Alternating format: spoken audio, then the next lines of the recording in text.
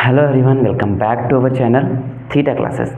Last video में हमने mass and weight, thrust and pressure के बारे में देखा था और हमने ये जाना था कि जो थ्रस्ट होता है वो क्या होता है। कोई भी ऑब्जेक्ट किसी भी सरफेस पर कैसा परपेंडिकुलर फोर्स लगा रहा तो वो क्या था, थ्रस्ट था। And what is pressure? Pressure क्या था, अगर कोई भी प्रेशर यूनिट एरिया पे लग रहा है, कोई फोर्स अगर यूनिट एरिया पे लग रहा है तो उसे हम क्या बोलते थे, प्रेशर बोलते थे।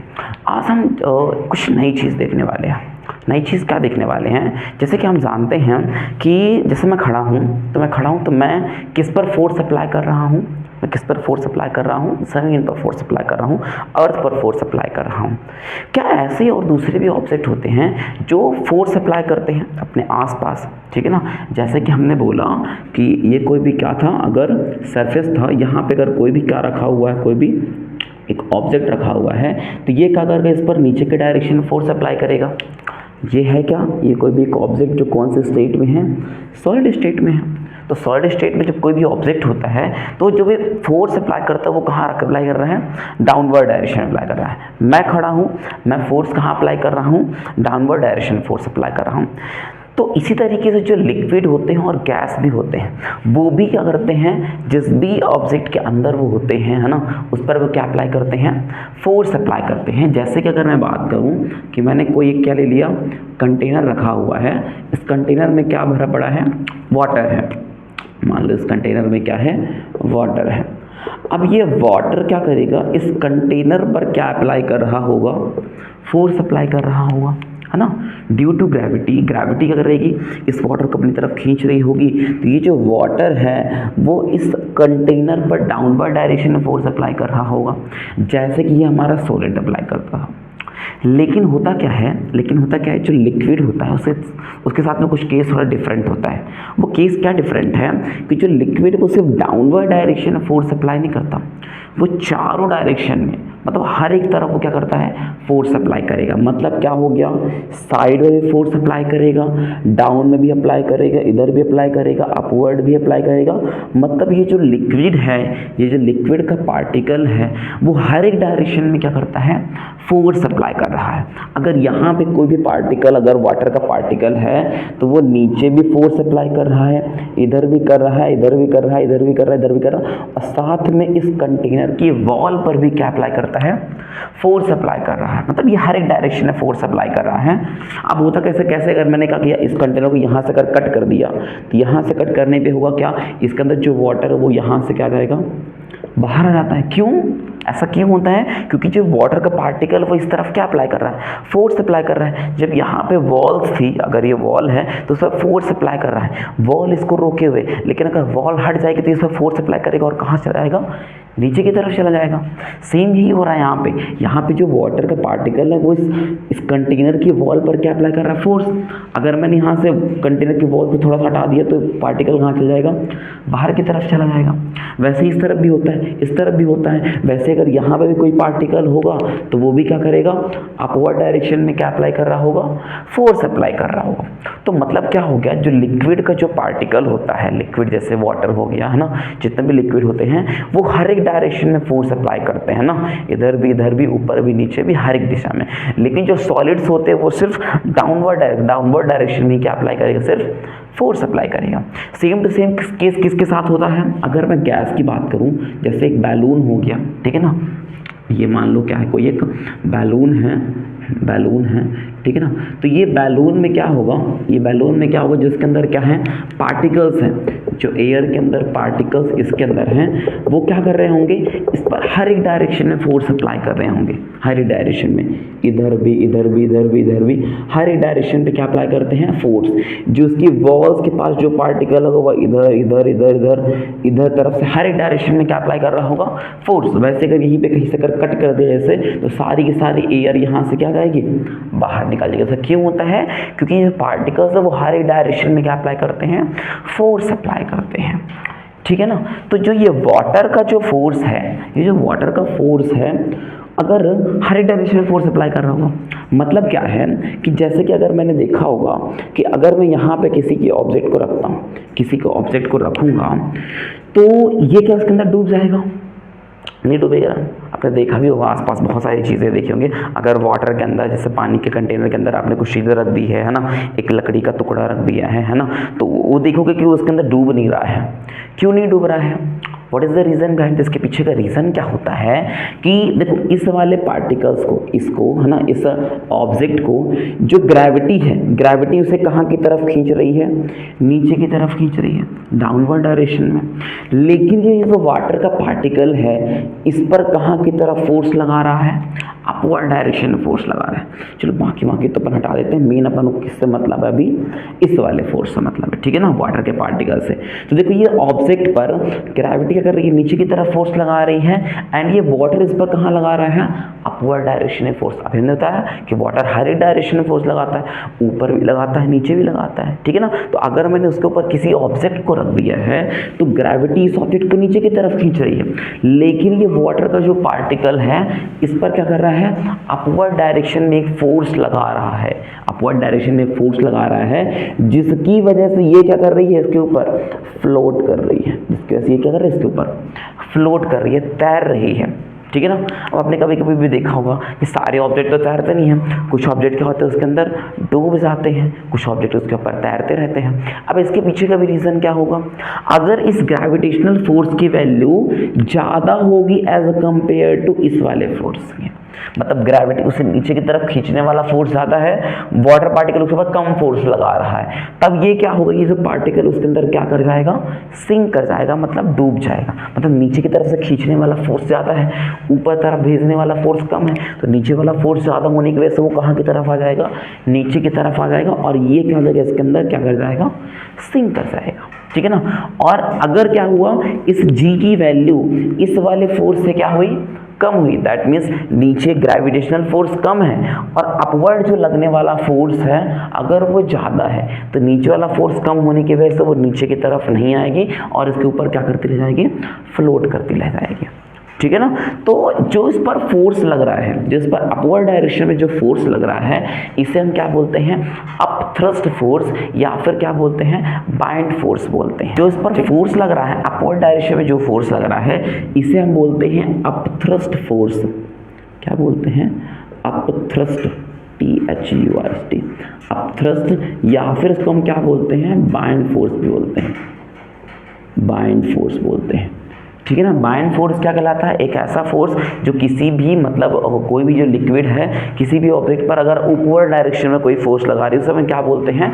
बाइंड फोर्स बोलते हैं। और इस फिनोमिना को हम क्या बोलते हैं? इस फिनोमिना को हम बोलते हैं बायंसी, ठीक है ना। तो व्हाट इज बाइंड फोर्स? इसकी डेफिनेशन क्या होगी? तो the upward force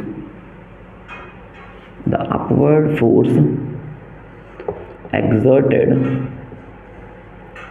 by liquid on any object is called upthrust force, is called upthrust force. इसे हम क्या बोलते हैं? अपथ्रस्ट फोर्स बोलते हैं या फिर बाइंड फोर्स बोलते हैं। एंड इस फिनोमिना को, इस तैरने वाली फिनोमिना को हम क्या बोलते हैं?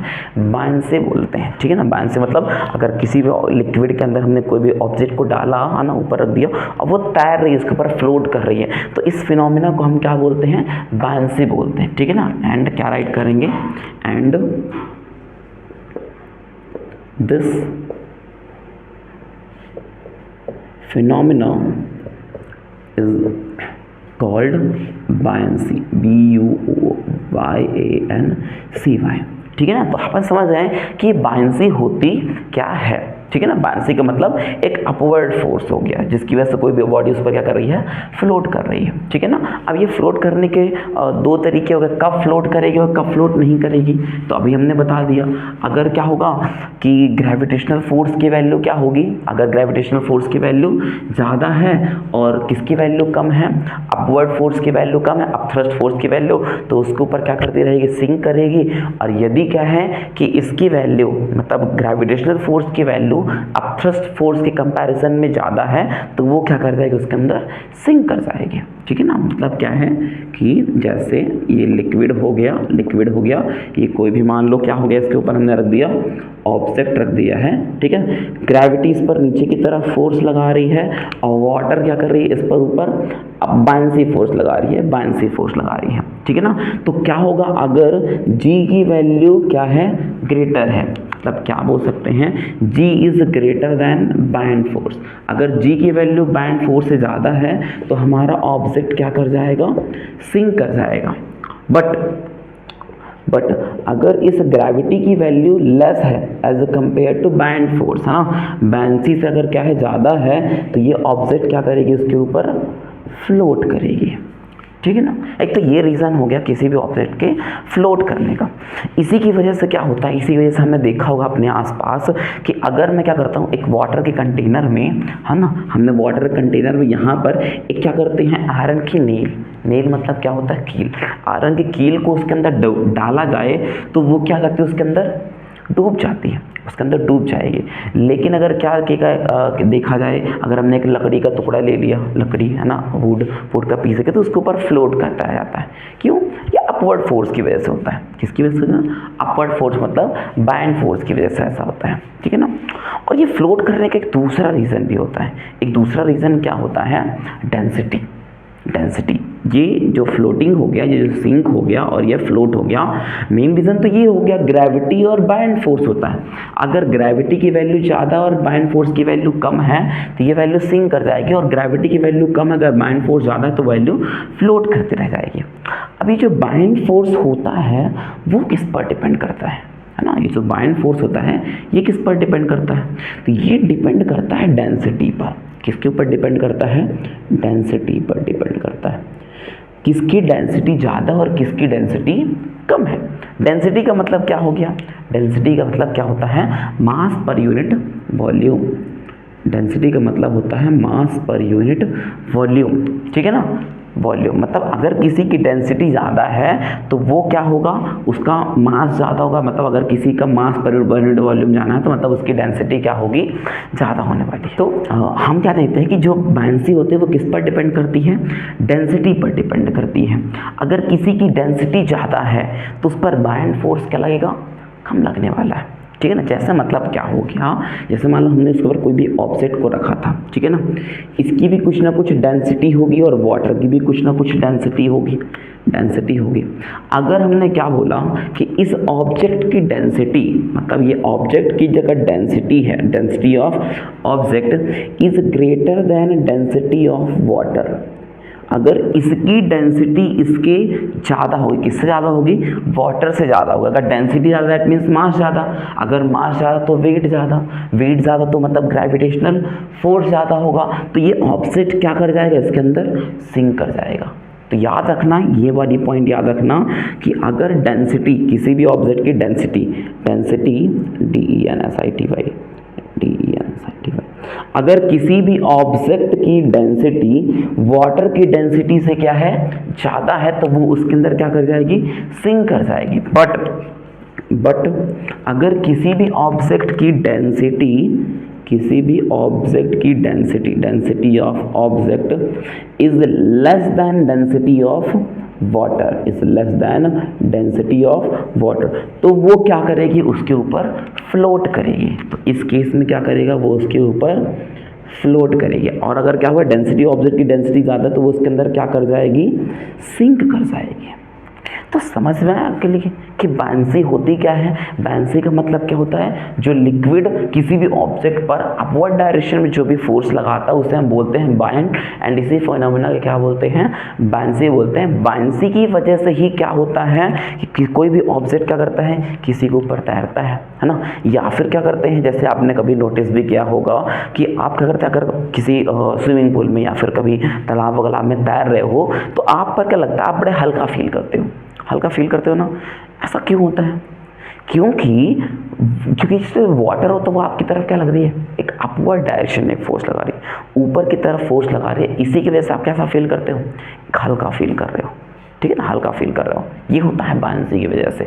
आपने पता कुएं में पानी तो भरा होगा कभी, अगर कुएं में पानी भरा होगा तो जब कुएं में जो बाल्टी होती है अगर पानी के अंदर है तो बड़ा हल्का फील होता है। अगर मैं खींच रहा हूँ तो बड़ा हल्का लगता है, लेकिन जैसे मैं उसको खींचते खींचते पानी की बाल्टी जैसे पानी के ऊपर आती है तो वो मुझे कैसे लगने लगती है, भारी लगने लग रही है। क्यों? क्योंकि जब वो पानी के अंदर थी तो वाटर क्या कर रहा है, उस पर एक अपवर्ड डायरेक्शन में फोर्स लगा रहा था, जिसकी वजह से वो क्या हो रहा था, हल्का फील हो रहा था। जैसे वो ऊपर की तरफ आई तो नीचे से ऊपर लगने वाला फोर्स तो खत्म, सिर्फ ग्रेविटी की वजह से नीचे फोर्स लग रहा है, इस वजह से वो क्या लगने लगी, हमें भारी लगने वाली है। तो ये जो वेट में वेरिएंस आता है इनसाइड द वाटर, ये किसकी वजह से होता है, बायंसी की वजह से ही होता है। और because of the due to buoyancy ही क्या करती है, कोई भी ऑब्जेक्ट किसी के ऊपर सिंक करती है या फिर फ्लोट करती है। जो बायंसी, अब बायंसी किस पर डिपेंड करती है, डेंसिटी पर डिपेंड करेगी। अगर किसी भी ऑब्जेक्ट की डेंसिटी वाटर की डेंसिटी से ज़्यादा है, अगर किसी भी ऑब्जेक्ट की डेंसिटी वाटर की डेंसिटी से ज़्यादा है तो वो क्या करेगा, उसके ऊपर सिंक कर जाएगा, है ना। अगर डेंसिटी ज़्यादा है तो वो सिंक कर जाएगा, लेकिन अगर इसकी डेंसिटी वाटर की डेंसिटी से कम है तो वो क्या करेगी, उसके ऊपर फ्लोट करती रह जाएगी, तैरती रह जाएगी। क्लियर? तो ये था हमारा बायंसी एंड बायंट फोर्स क्या कहलाता है, और ये कब सिंक करेगा, कब फ्लोट करेगा, डेंसिटी के ऊपर कैसे डिपेंड करता है। तो आज की वीडियो में सारी चीज़ें देख ली। Thank you.